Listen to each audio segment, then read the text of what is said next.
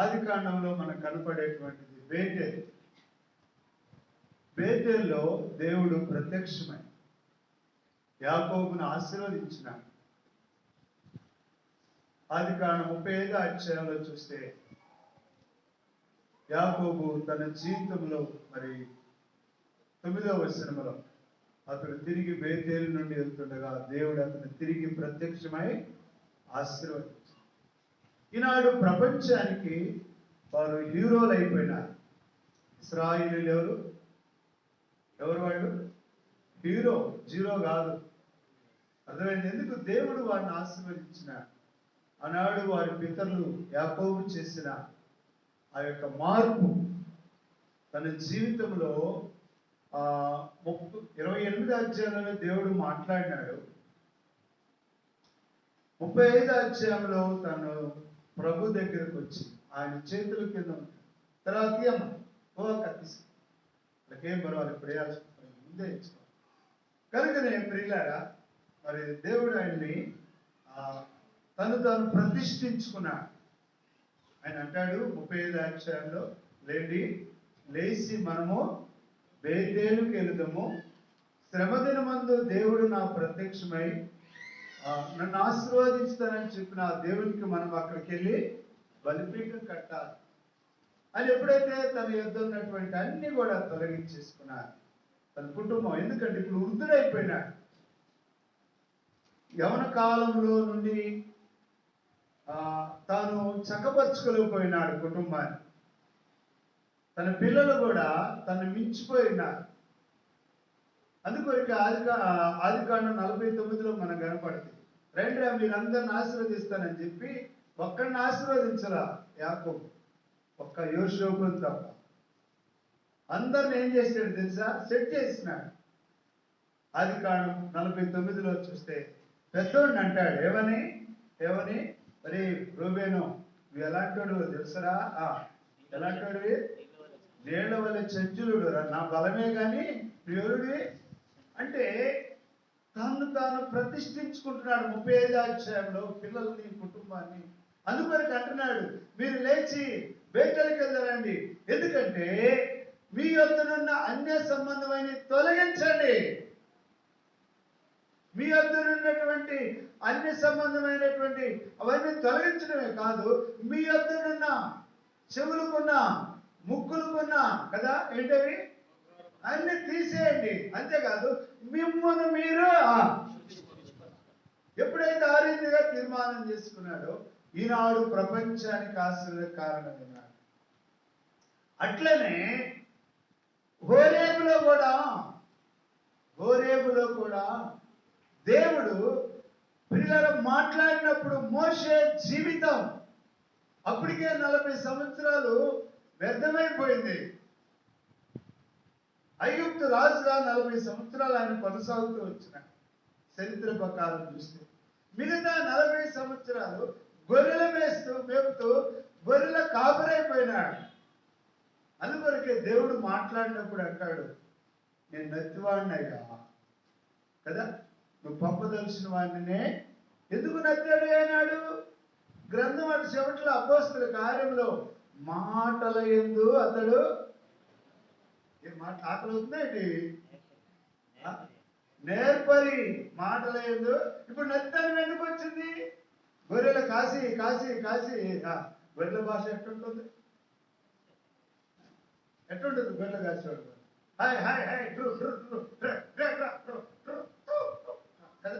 ప్రియులారా, ఆ భాష వచ్చేసింది. ఇప్పుడు ఏ భాష పోయింది?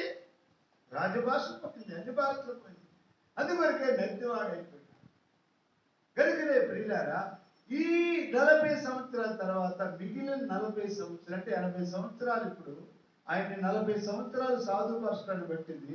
మిగతా 40 సంవత్సరాలు ప్రపంచానికి ఆశ్చర్య కారణంగా మార్చబడుతూ వచ్చిన అదే ఆయన ప్రపంచానికి ఈ గ్రంథాన్ని తీసుకొచ్చిన, ఈ ధర్మశాస్త్రాన్ని తీసుకొచ్చిన. ఈ ధర్మశాస్త్రమే కనుక లేకపోతే ఈనాడు మనకు రాజ్యాంగం ఉండేది. మన రాజ్యాంగం ఎక్కడి నుండి తీసుకుందంటే, ఎక్కడి నుండి తీసుకుంది? బ్రిటిష్ రాజ్యం. ఎవరైనా అక్కడి నుంచి తీసుకోవాల్సిందే. బ్రిటిష్ వాళ్ళకి ఏది ప్రమాణం అంటే చెప్పండి, బైబిలే. ప్రియులారా, ఈనాడు ప్రపంచానికి ఆశ్రయ కారణం ఎవరంటే మోషే. ఎక్కడ మార్చబడ్డాడంటే మనం చదువుకున్నాం నిర్మాకాండం 3వ అధ్యాయంలో కదా, మొదటి వచనంలో హోరేబులో. అంటే దేవునికి లోబడ్డప్పుడు, దేవుని స్వరం విన్నప్పుడు, దేవునికి తను అప్పగించినప్పుడు గొప్ప సాధనముగా ప్రియులారా దేవుడు చేస్తూ వచ్చినాడు. అంతేకాదు అది మారుమనసు పని చక్కపరచడానికి మొదటి రాజుల గ్రంథం 19వ అధ్యాయంలో చూస్తే చూడండి, మొదటి రాజుల గ్రంథం 19వ అధ్యాయం 8-9 వచ్చిన. అతడు లేచి కొంచెం సౌండ్ పెట్టారు. అతడు లేచి భోజనం చేసి ఆ భోజన బలము చేత 40 రాత్రింబగళ్ళు ప్రయాణము చేసి దేవుని పర్వతం అని పేరు పెట్టబడిన హోరేబుకు వచ్చినాడు. ఎక్కడికి వచ్చాడంట? ఎవరైనా మోషే. ఏలియా ఎలాంటి దృక్పథంతో ఉన్నాడు? ఏమని చెబుతున్నాడు దేవునికి? ఏమని ప్రార్థన చేస్తున్నాడు దేవునికి? ఏమని చేస్తున్నాడు? నేను ఆకలి అవుతున్నాయి అది మీకు. ఏమని ప్రార్థన చేస్తున్నాడు? తీసుకయ్యా, ఇక చాలయ్యా, ఇక చాలు. ఏంటి కొంతమంది ఎట్లనే ఉంటారు, దేవుడు తీసుకుంటే తీసుకోయ్యా ఆయన తెలియదేది ఎప్పుడు తీసుకోవాలి. నువ్వు ప్రత్యేకంగా ఆయనకి రికమెండ్ చేయాలా? అది కూడా తప్పే. ప్రియమైనటువంటి దేవుడి టైంలో వచ్చినప్పుడు నరులారా ఎక్కడికి అప్పుడు పిలుస్తాడు. ఎందుకంటే నువ్వు జన్మించినప్పుడే మన దినాలన్నీ రాసి పెట్టేస్తున్నాడు. కనుకనే ప్రియులారా, ఈయన ఎంత ప్రార్థన చేసినాడు. ఏమని? ఇక తీసుకో, పారిపోతున్నాడు. ఎక్కడికి వెళ్ళి పడుకున్నాడు? ఏ వృక్షం అంటే అది? బదిరి వృక్షం అంటే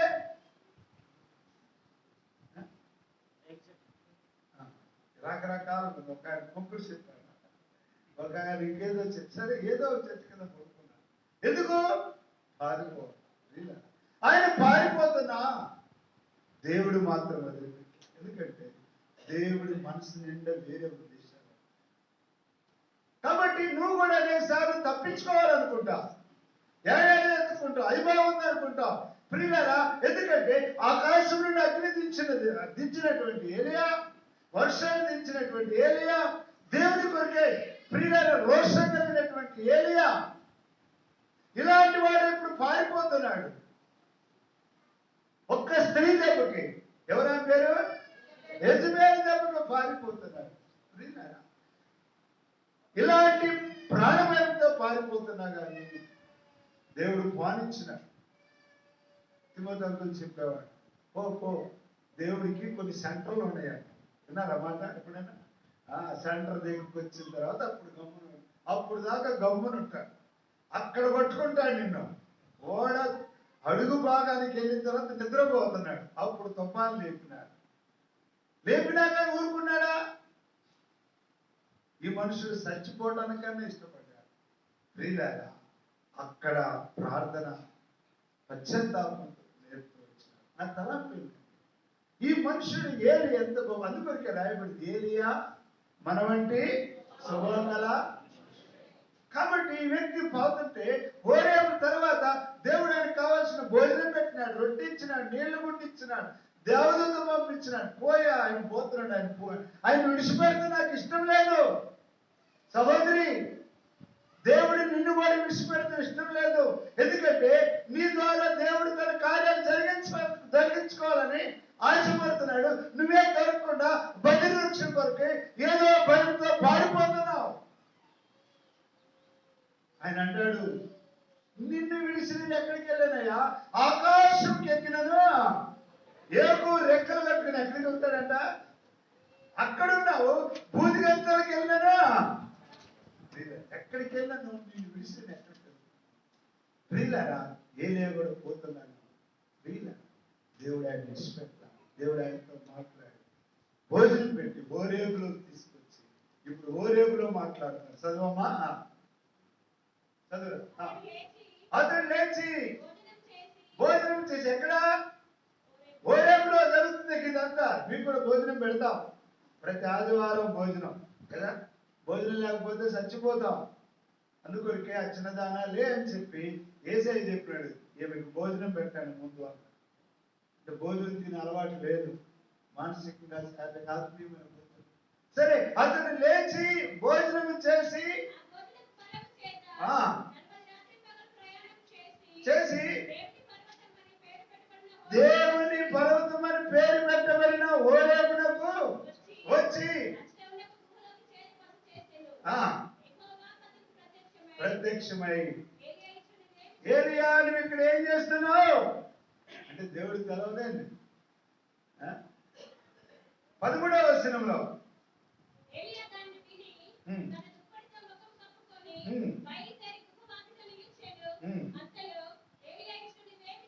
ప్రియులారా చూసి నువ్వేం చేస్తున్నావు? ఏలియా అంటే దేవుడికి తెలవదా? ఆదామా నువ్వు ఎక్కడున్నావు అంటే దేవుడికి తెలవదా? కయీను నీ తమ్ముడైన హేబేలు ఎక్కడ? దేవుడికి తెలవదా? హాగరు ఎక్కడి నుండి వచ్చినా ఎక్కడ పోతున్నావు? దేవుడికి తెలవదా? ఇలా తెలియనట్టుగా ఉంటాం మనం, దేవుడికి అన్ని తెలుసు. అందుకొరకు అంటున్నాడు, నువ్వు ఇక్కడ ఏం చేస్తున్నావు అంటే ఇప్పుడు చెబుతున్నాడు. ఇక ఏమంటున్నాడు అండి 19వ అధ్యాయంలో, నేను ఒక్కనే మిగిలినయా. దేనికి?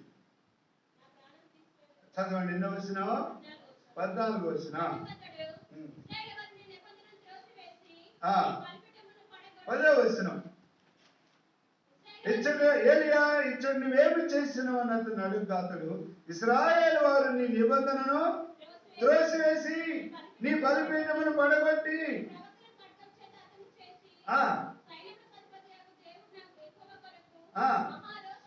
మహారోషము గలవాడిని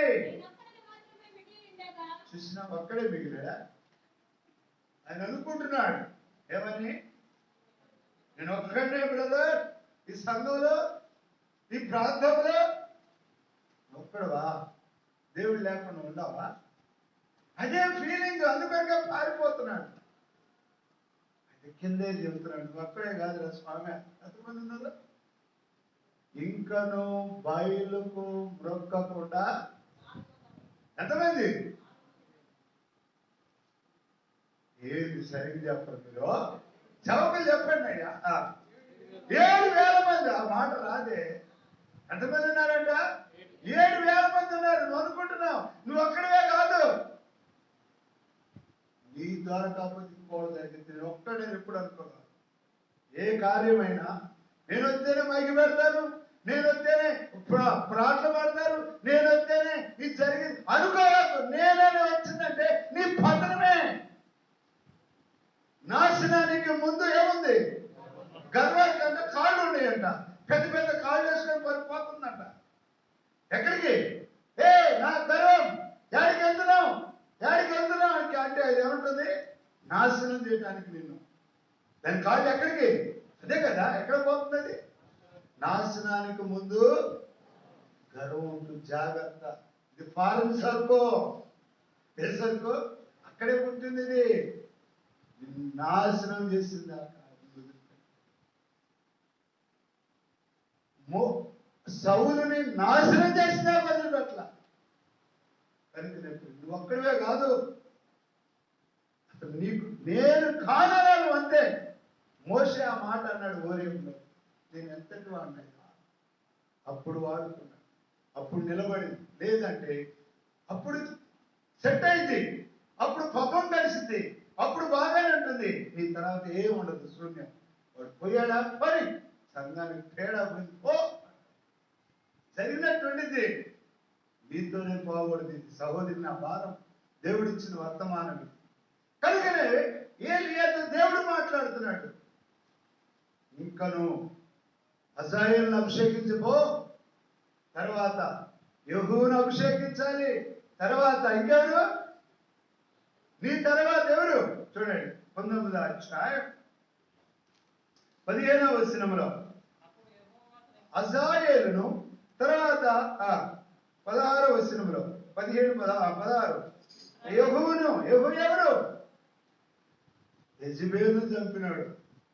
ఎవరు లెక్క చేయడు ఆయన. యెహూ ఒకసారి ఒక యాజకుడిని పిలిచి అంటాడు, యెహోవా యొక్క భక్తి నాకు ఎలాగుందో చూపిస్తారా అని చెప్పి, బయలుదేవత ప్రవక్తలందరూ రండి, బయలుదేవతను పూజించే వాళ్ళందరూ రండి అని చెప్పి ఒక ఊళ్ళో ఒక చోట తీసుకొచ్చి ఒక్కడిని కూడా మిగలకుండా చంపినాడు. ఎవరు? ఆ యొక్క ఆహాబును ఇంటికి వచ్చి కేకలేస్తున్నాడు. అప్పటికే చనిపోయినాడు ఆహాబు. ఇక్కడ ఎవరున్నారు? పైన యెహోవా పక్షం వారు ఎవరున్నారు? యెజబెల్ దగ్గరే ఉంచాడు కొంతమందిని. యెహోవా పక్షం ఎవరున్నారంటే మేమున్నామని దాని నెత్తి కింద పడేమన్నాడు. ఏంటి? ఎవరు? ఎట్టుంది? ఏం ధరించుకొని ఉంది? ఏం చెప్పరే? రంగులు వేసుకుంది అప్పుడే. భర్త చనిపోయింది ఎట్టుండాలి? ఇంకా భలే మాట్లాడి దేవుడితో యజమాని సంకొచ్చిన నిమిష మాటలు వేరుగా ఉంటుంది. దేనికి ప్రలోభం నెత్తి కింద పడే అంటాడు. చంపిపడేసినాడు యెజబెల్. తర్వాత పరిచర్య దరిదాపు ఎవరు? ఎలీషా. ప్రియులారా, ఎలీషాను అభిషేకించినాడు. ఎలీషా ఎన్ని కార్యాలు జరిగించినాడు? ఈయన కన్నా డబల్ కదా. ఎలీషా చేసిన కార్యాలు, ఎలీషా చేసిన అద్భుతాలు దరిదాపు ఎన్నో తెలుసా? ఎన్ని? 28 32 అద్భుతాలు. నాకు వచ్చింది 26 వచ్చినాయి. మరి అందుకు ఇంకా మంచిది. ఏరియా 16 అయితే ఈయన 26 వచ్చినాయి. నేను రాసుకున్నాను. కనుకనే ప్రియులారా అన్ని డబల్ తీసుకువచ్చు. నాడు దేవుని పెట్టాను మన జీవితంలో. ఈ తర్వాత గొప్ప జనరేషన్ నిలబడాలంటే నువ్వు హోరేబులోకి వచ్చినావు. నువ్వు కూడా ప్రతిష్ఠించుకోవాలి. ఎట్లా ప్రతిష్ఠించుకోవాలి? ప్రియులారా, ఈనాడు ప్రపంచంలో ఇశ్రాయేలు ఉన్నారంటే, ప్రపంచానికి ఆశ్చర్యకరంగా ఉన్నారంటే, ఆ దేశం ఉన్నారంటే, ఆ ప్రజలు ఉన్నారంటే 2 స్త్రీలు. ఎవరు? 2 స్త్రీల యొక్క సమర్పణ, ప్రేమ ద్వారా అని నిలబడ్డారు. వాడి పేర్లు ఏందో తెలుసా? రండి, నిర్గమాకాండం 1వ అధ్యాయం.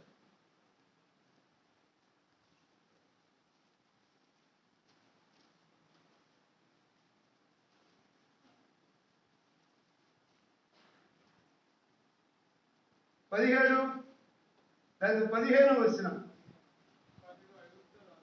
చదవండి. నిర్గమాకాండం 1వ అధ్యాయం 15వ వచనం. మరియు ఐగుప్తు రాజు సిప్రా పూయా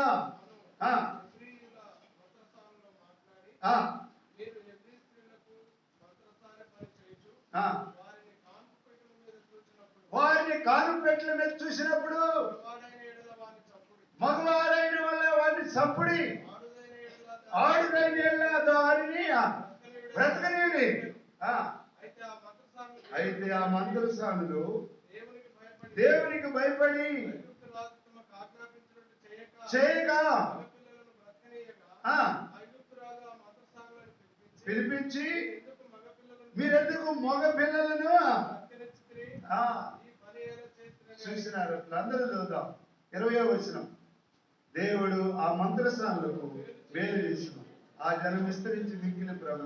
ఆ మంత్రసానులు దేవునికి భయపడినందున ఆయన వారి వంశాభివృద్ధి కలుగజేస్తున్నాం.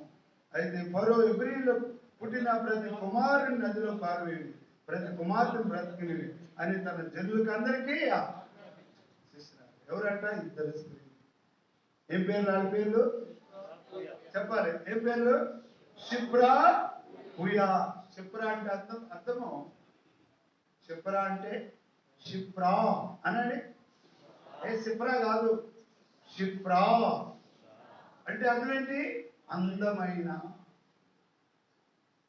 పూయా అనండి. పేర్లు పెడదాం అనుకునేవారు కానీ వాళ్ళకి ఆల్రెడీ మంచి పేర్లు. పూయా అంటే అర్థం ఏంటంటే అద్భుతమైన. అందమైన ఈ అద్భుతమైన కలిసి ఆనాడు ఇశ్రాయేలును కాపాడు.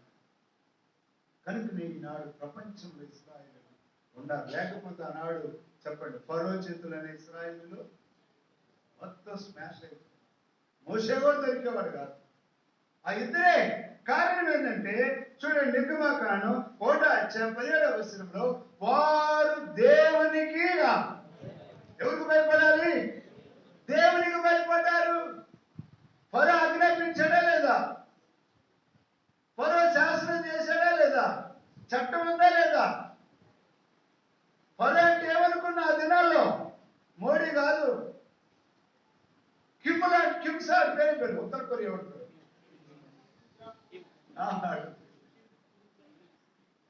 కదా. వాడి ఎవడు మాట్లాడడానికి లేదు. ఇక వాడు ఒక దేవుడు, వాడి దగ్గర నిలబడకూడదు. పిల్లల ఖండితమైన ఆజ్ఞ ఉండదు. ఎవరికి వచ్చింది? మంత్రశాలకు ఇచ్చినాడు, ఖండితంగా ఇచ్చినాడు. విన్నారా లేదా? వాళ్ళు చట్టం సంతకాలు పెట్టారా లేదా? నువ్వు చెప్పినట్టు చేస్తావు సార్, నీ బాధ్యత ఏమంటామన్నా, నీ బాధ్యత సార్ అన్నారా లేదా? కానీ ఇప్పుడేమంటున్నారు వాళ్ళు? చట్టం ఉన్నా, శాసనం ఉన్నా. సహోదరుడా, నువ్వు దేవునికి భయపడు, దేవుని నాశనం. ఎందుకంటే ప్రియమైనటువంటి సహోదరి సోదరుడా, కీర్తన గ్రంథం 19వ కీర్తనలో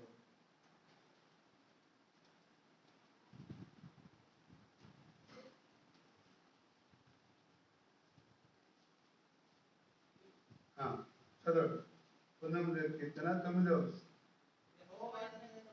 యెహోవా యందైన భయము పవిత్రమైనది, అది నిత్యము నిలుసును.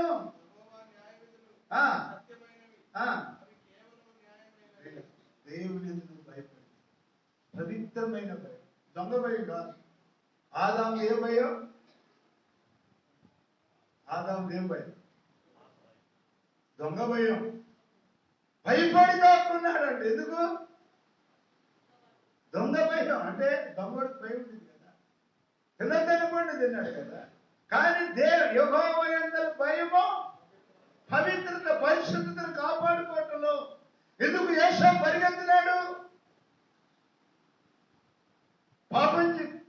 పాపాన్ని ప్రేరేపిస్తుంది కదా స్త్రీ. ఎన్ని రోజుల నుంచి ఏం చెప్పరు? దినము ఆయన ఇంట్లో ఉంటే ఇంట్లోకి వస్తుంది, ఈయన బయట ఉంటే పాపము. ప్రియులారా, ఇంట్లో ఉంటే యోసేపు బయట ఉంటున్నాడు, పాపము బయట ఉంటే యోసేపు. ప్రియులారా, ఈనాడు దేవుడు యెహోవా యందు భయభక్తులు కలిగి ఉంటాను. చెడుతనమును విసర్జించాలి, అంతేనా? రెండోది, యెహోవా యందు భయభక్తులు కలిగి ఉంటే అంటే అర్థము చెడుతనమును అసహించుకోవాలి. మూడోది, ఎప్పుడు చెప్పాలి, టైం లేదు, వెళ్ళిపోతూనే ఉన్నది. మూడోది, యెహోవా యందు భయభక్తులు కలిగి ఉంటే అర్థము చెడుతనము నుండి తొలగిపోవాలి, విసర్జించాలి. రెండోది అసహించుకోవాలి. మూడోది విసర్జించడం అంటే శరీరము కొంత విసర్జించింది. శరీరం ఏమి విసర్జించింది? చెమట, అంతేనా? ముక్కు, నాలుక, ఇంకా ఉండే రకరకాల విసర్జించాయి. అవి విసర్జించాలి, లేకపోతే ఏం చేయమవుతుంది? నువ్వెంత బలంగా ఉన్నా, నువ్వెంత పెద్దవాడువైనా, నీకెన్ని కండలున్నా, నీకెంత అండ ఉన్నా, ఎన్ని పిహెచ్డీలు ఉన్నా, లేకపోతే నువ్వు ఎంత డాక్టర్ అయినా యాక్టర్ అయినా ఏం చేయాలి? విసర్జించాల్సింది. లేకపోతే బెగదీసింది అనుకో, యూరినాలు బెగదీసింది అనుకో, ఇంకోటి బెగదీసింది అనుకో, ఏమవ్వాలి? కథ మారిపోయింది. ప్రియా సహోదరి, యెహోవా యందు భయం పవిత్రమైన, విసర్జించు. ఏంటి? నీలో వచ్చిన చెడుగు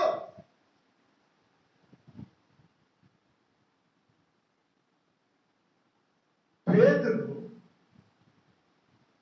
యేసు ప్రభువారిని సిలువ వేయడానికి కొట్టి కొరడా దెబ్బలతో కొట్టి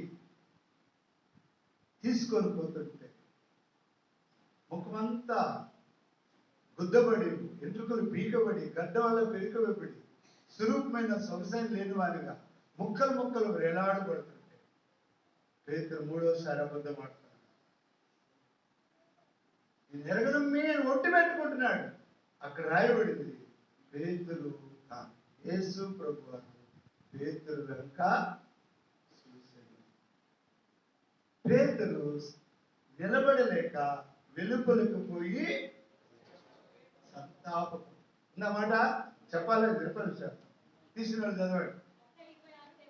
అబ్బా చదువు బిడ్డ.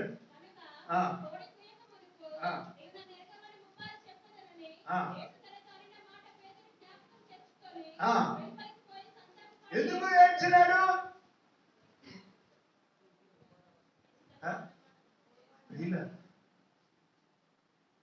తను ఎంతో నమ్మకంగా జీవించాలనుకున్నాడు, యథార్థంగా బతకాలనుకున్నాడు. కానీ తనలోకి వచ్చిన చెడుగు, తనలోకి వచ్చినటువంటి అహం, తనలోకి వచ్చిన భయం, తనలోకి వచ్చినటువంటి ఇవన్నీ కూడా చెడుగును తనలోకి వచ్చేదానికి తట్టుకోలేక బయటకు వెళ్ళి ఏం చేస్తున్నాడు? ఏడుస్తున్నాడు. అయ్యో అయ్యో అని ఏడుస్తున్నాడు. ప్రియా సహోదరి, తెలియకుండానే మనలోకి వచ్చింది. దాన్ని విసర్జించు. బైబిల్ రాయబడింది, యోబు గ్రంథంలో రాయబడింది, 11వ అధ్యాయం రాయబడింది, పాపము నీ చేతిలో ఉండుట. ఏంటి డిఫరెన్స్ చెప్పరు మీరు? 11వ అధ్యాయం చూడండి, ఏముంటుంది? 11:16 చదువునా? పాపము నీ చేతిలో ఉంటే చూసి విడిచిన ఎడలా, కొట్టివేసిన ఎడలా ఏమవుతావంట? నిశ్చయముగా నిర్దోషమై సంతోషిస్తావు. రెండోది, నిర్భయుడిని స్థిరపరుస్తాడు. మూడోది, నీ దుర్దశ, నీ కష్టం, నీ దుఃఖ దినాలు సమాప్తం అవుతాయి. నాలుగోది,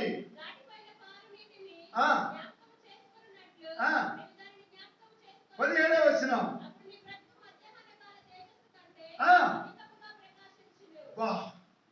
మధ్యాహ్న కాలం ఉన్న ఎండతో తేటగా ఎండితో నీ బ్రతుకు, నీ నిర్దోషంతో తేటగా ఉంచుతాడు. యోబు యొక్క నిర్దోషంతో తేటగా ఉంచున్నాడు. స్నేహితులు చిక్కుపడేటట్లు చేసినాడు. 42 అధ్యాయాలు రాసినాడు. కానీ ఇంకొక అధ్యాయం రాస్తే స్నేహితులు ఏమి చెప్పేవాళ్ళు? వాళ్ళు ఏం తీర్మానం చేసుకునేవాళ్ళు? భార్య ఏం తీర్మానం చేసుకునేదో? బ్రతికితే ఏమిలాగానే బతకాలి, కష్టాల్లో నిలబడాలి కదా. ప్రియా సహోదరి, నువ్వు కూడా దేవుని పవిత్రత, చెడుదనం విడిచిపెట్టు, అసహించుకో, తొలగిపో. తొలగిపోవటం అంటే దారం నుండి కుక్క చచ్చిపోయింది, పురుగులు పట్టి కడుపు పగిలిపోయింది, వాసన. దాన్ని చూసి ఏం చేస్తాం? ఏ పల్లె ఉంది, కుక్క పల్లె ఉంది, దాన్ని కూర్చొని పల్లెని రాస్తావా? దాన్ని వర్ణిస్తావా? ఏం చేస్తావు? అది అసహించుకోవడం అంటే మన జీవితంలో ఇప్పుడు బాత్రూమ్లు ఉండే, కానీ ఇద్దరికైనా రోడ్లు అమ్ముతుండే కదా. ఎట్లా పోవాలి? మన జీవితాలు అట్లా ఉండాలి. విడిచిపెట్టు. ఎందుకంటే నువ్వు బలవంతుడు, ఆరోగ్యంగా ఉండాలంటే ఏం జరిగిందంటే భయభక్తులు కలిగి ఉండటం వలన. బైబిల్లో రాయబడింది, యెషయా గ్రంథం 33వ అధ్యాయము 6వ వచనం.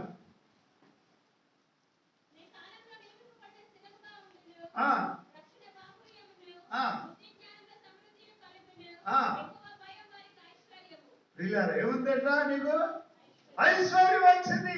లూకా సువార్త 1వ అధ్యాయము